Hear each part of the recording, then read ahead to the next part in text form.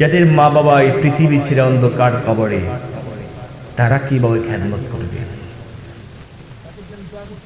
হ্যাঁ, রাসূল শিক্ষা দিয়েছে, তুমি তোমার মায়ের কবরের পাশে যাও, বাবার কবরের পাশে যাও,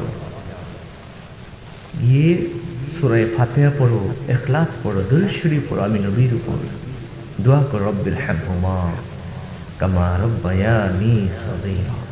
এটাই তোমার মায়ের খেদমত হয়ে যাবে। সুবহানাল্লাহ। তোমার মায়ের বোন কি? খালা। মায়ের বোন খালা, বাবার ভাই চাচা, তাদের সাথে সুন্দর ব্যবহার করো, মা বাবার খেদমত হয়ে যাবে। বাবা যদি কোনো ঋণ রেখে যায়, এই ঋণটা দিয়ে দাও, এটাই বাবার খেদমত। আল্লাহু আকবার বলেন। আমার বন্ধুরা, সেজন্য মা বাবার জন্য দোয়া করবেন। পাশাপাশি আর আজকে যে বেহেশতি বাগানটি আহসানিয়া নামাজ খানার উদ্যোগী, আসলে আমি প্রত্যেক দিন, আপনারাও দোয়া করবেন, আমি প্রত্যেক দিন আমার নানা নানার জন্য দোয়া করি। আমার মনে হয় না কোনোদিন একদিনও মিস হয়, এমন আমার মনে নেই।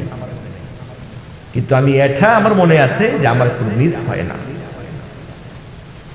একদম দিনটা যখন শুরু হয় ফজর দিয়ে, ফজরের নামাজটা পড়েই নানার জন্য দোয়া করি।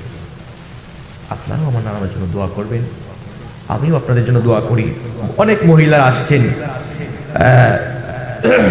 যারা মা বোন আছেন, আপনারা লক্ষ্য করুন, আর আপনারা যারা আছেন আপনারা শুনে আপনাদের বোন স্ত্রী তাদেরকে শোনাবেন। নারীরা কিন্তু খুব সহজে, খুব তাড়াতাড়ি জান্নাতে চলে যেতে পারে, তাদের দায়িত্ব কাজ কম, ঠিক না? ঠিক যে আমি এটাই বলতেছি, আমি লাস্ট ফিনিশিং আমি এটাই দিচ্ছি।